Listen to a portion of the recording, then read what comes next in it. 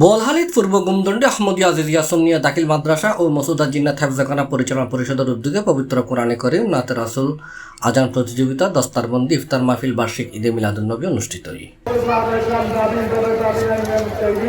মার্চের 22 তারিখ শনিবার মাদ্রাসার মাঠত মাদ্রাসা পরিচালনা কমিটির সভাপতি অ্যাডভোকেট মোহাম্মদ রিদওয়ানুল হকের সভাপতিত্বে এটা প্রধান মেহমান হিসেবে উপস্থিত আছেন অধ্যক্ষ আল্লামা জয়নুল আবেদিন জুবাইর। উদ্বোধক আছেন মাদ্রাসা সফর আব্দুর রহমান আল কাদেরী। সিনিয়র শিক্ষক হাফেজ মাওলানা নুরুল আবসারের সঞ্চালনায় এটি বিশেষ অতিথি আছেন আল্লামা ইলিয়াস সিকদার, আব্দুল মালেক আশরাফি, জহুরুল ইসলাম, হাফেজ আমির হামজা, ইমান আক্তার। এছাড়া উপস্থিত আছেন শিক্ষক সেকান্দর, সাজ্জাদ, আমির হোসেন, রুবেল, নুরুল আবসার, আশিক।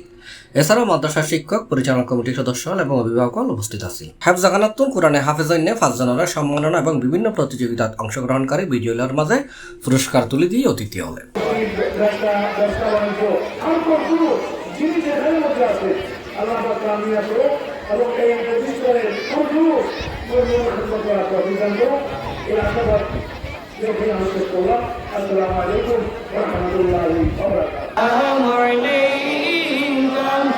C+ TV, Chittagong.